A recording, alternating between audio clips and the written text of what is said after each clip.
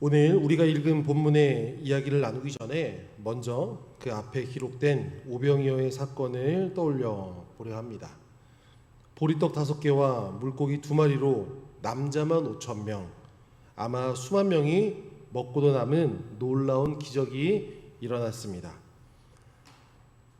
그곳에 모였던 많은 사람들은 열광했습니다.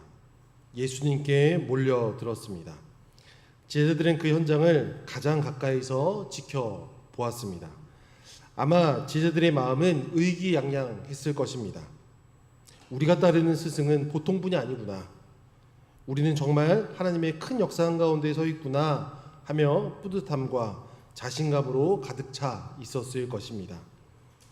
이제 오늘 본문 이야기입니다. 바로 그 직후 제자들은 풍랑을 만나게 됩니다. 은혜와 기적의 절정 뒤에 곧장 두려움과 위기의 한복판으로 들어서게 된 것입니다. 우린 신앙생활을 할 때 이러한 역설적인 상황들을 자주 직면하게 됩니다.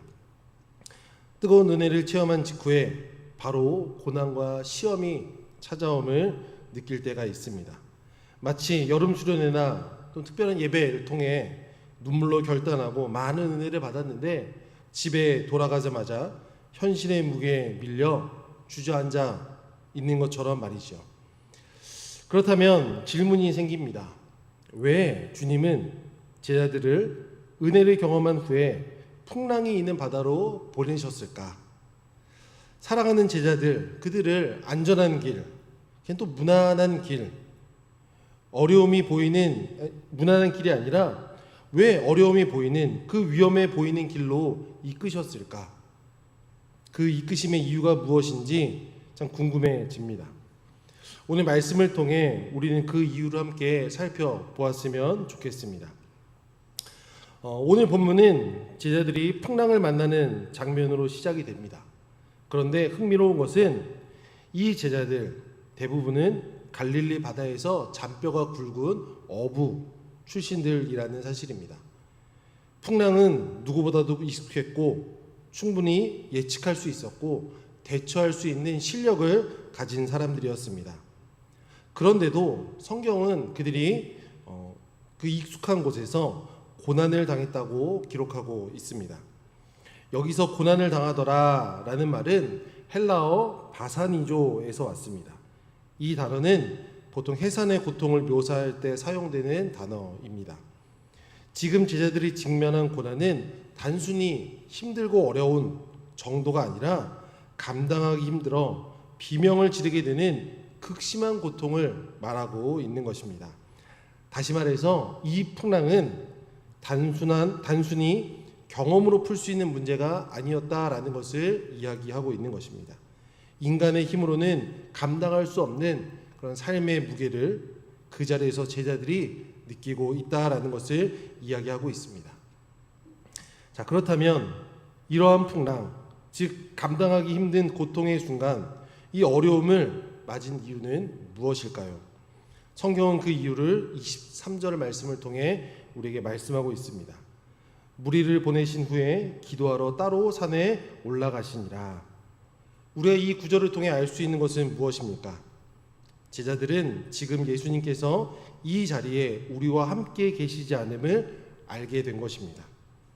제자들의 시선에 조금 전에 그 놀라운 능력을 이루셨던 예수님이 보이지 않았던 것입니다. 즉 그들의 마음에, 그들의 삶의 자리에, 삶의 현장에 예수님의 부재가 생긴 것입니다. 여기서 우리가 깨달을 수 있는 것은 주님의 임재, 주님의 자리가 느껴지지 않는 순간 작은 풍랑이라도 할지라도 충분히 내가 해결할 수 있는 작은 어려움이라 할지라도 그것은 우리에게 큰 고난으로 다가오고 느끼게 된다라는 것입니다. 처음 두발 자전거를 탔을 때를 한번 기억해 봤으면 좋겠습니다. 그때 반드시 요청하는 것이 있습니다. 뒤에 잡아주는 누군가를 요청하게 되죠. 그리고 그에게 부탁을 합니다. 내가 저기 끝까지 갈 때까지 내 뒤를 절대 놓으면 안 된다 라고 우리는 요청을 합니다. 그러면 누군가 잡아주는 그 믿음으로, 그 신뢰로 우리는 용기를 내어서 두 발을 페달 위에 올려놓고 힘차게 페달을 밟습니다. 그럼 놀라운 일이 벌어집니다. 안 될 것 같던 두발 자전거가 앞으로 나아가게 되죠. 너무나도 기뻐서 앞으로 신나게 나아가다가 뒤에 있는 이에게 자신을 바라봐 달라고, 놓지 말아 달라고 요청을 합니다. 그런데 아무 음성도 들리지 않죠. 그때 우리는 어떻게 하죠? 뒤를 돌아보며 확인을 합니다. 그리고 잡아주는 이가 없이 내가 혼자 달린 것을 확인한 순간 그새 핸들을 휘청거리게 되고 자전거에서 넘어지는 경험을 하셨거나 보신 적이 있으실 것입니다. 이것이 오늘 예수님의 부재를 느낀 제자들의 모습과 동일하다라는 생각을 하게 됩니다. 오병이어의 이야기와 풍랑을 만난 이야기를 비교해 봅니다. 두 이야기에 공통점이 있습니다. 그 공통점은 고난이 찾아왔다라는 것입니다. 생각해 보십시오. 5,000명 이상의 식사 준비를 하는 것 고난일까요? 고난이 아닐까요? 아무 준비도 없는 상황에서 5,000명의 식사를 준비하라고 하는 것은 고난입니다. 풍랑을 만난 것도 고난입니다. 또 공통점이 있습니다. 예수님께서 그 고난을 극복하게 하셨다라는 것입니다. 그 문제를 해결해 주셨다라는 것입니다. 오병이어를 통해서 그 기적을 이루심을 통해 5,000명의 식사를 마련해 주셨고 풍랑을 만났을 때 풍랑을 잔잔하게 하셨습니다. 두 이야기에 분명한 차이점도 있습니다. 오병이어 이야기에서는 그 고난의 자리에 예수님께서 제자들의 시선에 머물러 계셨습니다. 그런데 풍랑의 이야기에서는 그 고난의 자리에 예수님께서 제자들 시야에 계시지 않았다라는 것입니다. 우리는 여기서 제자들이 겪은 고난이 예수님의 부재, 예수님이 함께하지 않으심과 함께 찾아왔음을 알 수 있습니다. 그런데 예수님은 제자들을 떠나신 것이 아니었습니다. 23절 말씀을 보면은 예수님은 산에 올라가셔서 홀로 기도하시고 계시는 모습을 우리는 볼 수 있습니다. 눈앞에는 보이지 않았지만 예수님은 제자들을 떠나신 것이 아니라 오히려 그들을 위해 중보하고 계셨던 것입니다. 여전히 함께 하고 계신 것이죠. 로마서 8장 26절 오직 성령이 말할 수 없는 탄식으로 우리를 위하여 친히 간구하시느니라. 이 말씀처럼 우리를 위하여 간구하고 계셨던 것입니다. 우리도 삶의 풍랑을 만납니다. 작은 풍랑을 만날 때도 있고 해산의 고통처럼 이루 말할 수 없는 어려움을 만날 때도 있습니다. 특히 예배를 통해 은혜를 받고 돌아가는 길에 시험을 당하는 그런 순간을 맞이하기도 합니다. 우리는 이때 풍랑보다 더 큰 걱정과 두려움에 빠지곤 합니다. 누군가는 예수님을 원망합니다. 그리고 스스로 절망합니다. 그런데 삶의 풍랑 앞에 꼭 기억해야 될 것이 있습니다. 우리 주님은 여전히 언제나 나와 함께 하신다는 믿음입니다. 지금도 오늘도 여전히 말할 수 없는 탄식으로 우리를 위하여 친히 간구하시는 주님이 계심을 우리는 신뢰해야 합니다. 주님은 결코 우리를 홀로 두지 않으심을 우리는 기억해야 되는 것입니다. 24절 말씀을 계속해서 보도록 하겠습니다. 24절을 보면 제자들이 탄 배가 이미 육지에서 수흘이나 떠나와 있었다라고 기록하고 있습니다. 같은 본문인 요한복음을 보면은 시베리를 떠나왔다고 기록합니다. 이것은 곧 약 한 4km 정도를 이야기합니다. 이 물리적인 수치가 나오는 것은 갈릴리 호수에서 굉장히 멀리 떨어져 있다라는 것을 이야기하고 있는 것입니다. 또 육지 위에 계신 예수님과의 그 물리적 거리를 이야기하고 있는 것입니다. 우리는 여기서 영적인 교훈을 또 볼 수 있습니다.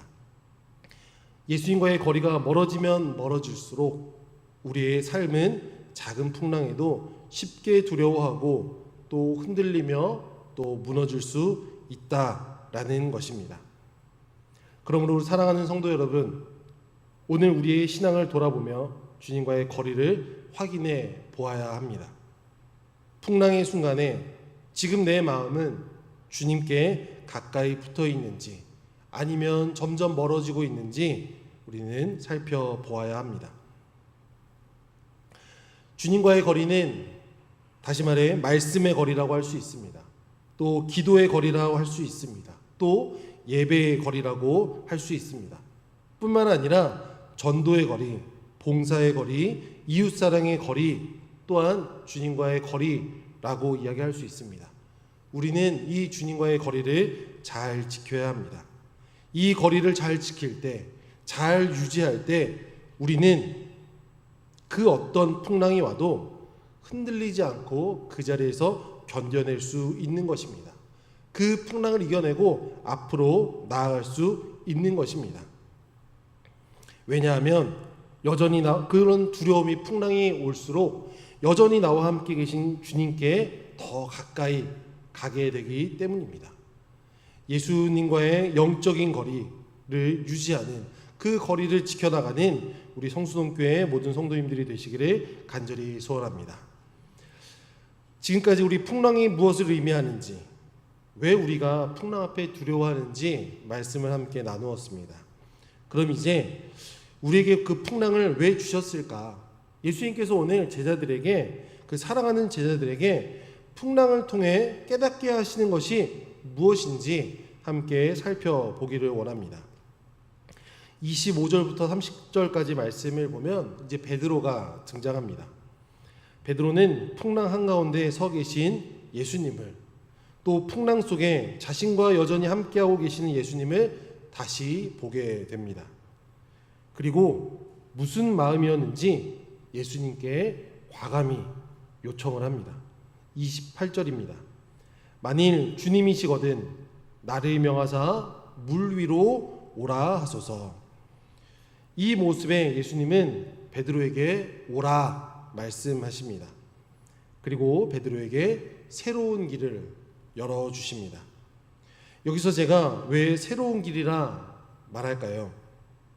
베드로가 요청한 그 길, 또 예수님께서 오라 하신 그 길은 베드로가 한 번도 서보지 않았던, 또 설 생각조차 하지 않았던 물 위라는 새로운 길이기 때문입니다. 예수님은 베드로를 안전한 자리, 또 익숙했던 자리인 땅 위로 그를 서게 한 것이 아니라 조금 전에 풍랑을 만났던 자리, 두려움을 느꼈던 자리, 겁먹었던 자리, 또 부담스러운 자리, 익숙하지 않은 자리로 서게 하신 것입니다. 우리는 누구나 고난을 지나면 다시 좀 편안한 자리로, 평안했던 자리로 돌아가고 싶어 합니다. 익숙한 땅 위에 서고 싶어 하는 마음이 듭니다. 보다 안전한 자리로 돌아가 안정을 취하고 싶은 마음이 들게 마련입니다. 그러나 주님은 우리들에게, 또 베드로에게 익숙했던, 또 평안했던 그 자리가 아닌 오히려 풍랑이 있던 자리, 조금 전까지 두려움을 경험했던 그 자리, 어려움을 겪었던 그 자리에 다시 서는 새로운 도전을 주신다라는 것입니다. 그러면 왜 예수님께서는 물 위에 다시 서는 새로운 도전을 허락하셨을까요? 그것은 그 새로운 도전을 통해 더 큰 은혜의 선물을 베드로에게, 또 우리에게 주시고자 하심입니다. 베드로는 물 위를 걷다가 바람을 보고 두려워하며 결국 물에 빠지고 말았습니다. 그 순간 예수님은 곧바로 손을 내밀어 베드로를 붙잡아 주십니다. 그리고 말씀하십니다. 믿음이 작은 자여, 왜 의심하였느냐? 생각해 보십시오. 베드로는 믿음이 작은 자가 아니었습니다. 우리를 그 풍랑을 만났던, 그 풍랑에서 겁먹고 있던 그 자리에서 예수님의 실루엣이 보인다 하여 그 자리에 다시 뛰어든다는 것은 결코 쉬운 일이 아닙니다. 베드로는 나른 큰 믿음으로 예수님께 말씀드린 것입니다. 만일 주님이시거든 나를 명하사 물 위로 오라 하소서. 이만한 믿음이 어디 있습니까? 그런데 예수님께서는 같은 질문을 또 하십니다. 왜 의심하였느냐? 여기서 의심이라는 헬라어 표현은 단순히 흔들리거나 믿음이 부족하다라는 의미를 넘어 두 길을 동시에 가고 싶어하는 마음을 뜻합니다. 베드로는 두 길을 동시에 가고 싶은 마음이 있었던 것입니다. 예수님은 그 마음을 아셨던 것이죠. 베드로에게 두 길은 무엇이었을까요? 조금 전에 저는 베드로가 큰 믿음을 가지고 있다 했지만 예수님이 보시기에 베드로는 작은 믿음이었습니다. 그리고 베드로의 마음속에는 믿음과 불신이라고 하는 두 길이 있었던 것입니다. 베드로가 지금 선 무리는 오직 믿음으로만 설 수 있는 자리입니다. 그리고 물 위는 예수님이 서 계신 곳입니다. 예수님의 음성을 듣고 나아간 자리입니다. 다른 누군가가 초청해서 간 자리가 아니다라는 것입니다. 그런데 그 자리에서 여전히 앞선 풍랑보다 작은 바람에 두려워하고 있다라는 것입니다. 믿음으로 설 수밖에 없는 그 물 위라는 자리에서 여전히 두려움 속에 머물러 있었다라는 것입니다. 이것이 베드로가 갖고 있던 두 길이었던 것입니다. 예수님은 그 마음을 아셨습니다. 그 연약함을 아셨습니다. 그리고 베드로에게 믿음이 작은 자여 왜 의심하느냐라고 말씀하셨던 것입니다. 우리 역시 믿음이 작은 자 되어 의심할 때가 있습니다. 두 길을 동시에 가고자 하는 마음이 있다라는 것입니다. 거룩한 길과 거룩하지 못한 길을 함께 가고자 하는 마음이 있습니다. 또 온전한 믿음의 길과 온전하지 못한 믿음의 길을 함께 가고자 하는 마음이 우리 안에 있습니다. 이런 모습은 어떻게 우리 삶 가운데 다시 다가옵니까? 다시 우리를 작은 바람에 넘어지게 만드는 것입니다. 물 위에 서는 도전을 실패하게 하는 것입니다. 이런 우리들에게 예수님은 말씀하십니다. 큰 믿음으로 살아가라. 의심하지 말아라. 라고 이 시간 말씀하고 계십니다. 우리는 오직 믿음만으로 살아가야 합니다. 다시 오직 우리는 믿음만으로 살아가야 합니다. 5천 명을 먹여야 하는 말도 안 되는 상황에서도 다른 방법이 아닌 오직 믿음으로 예수님만 바라봐야 합니다. 풍랑이 있는 상황에서도 다른 누군가를 찾는 것이 아닌 오직 믿음으로 예수님만 찾아야 합니다. 물 위에서는 새로운 도전 앞에서도 오직 믿음으로 그 위에 물 위에 서 있어야 하는 것입니다. 이 믿음이 물 위에 서는 도전, 바로 오늘 우리에게 주시는 더 큰 은혜인 것입니다.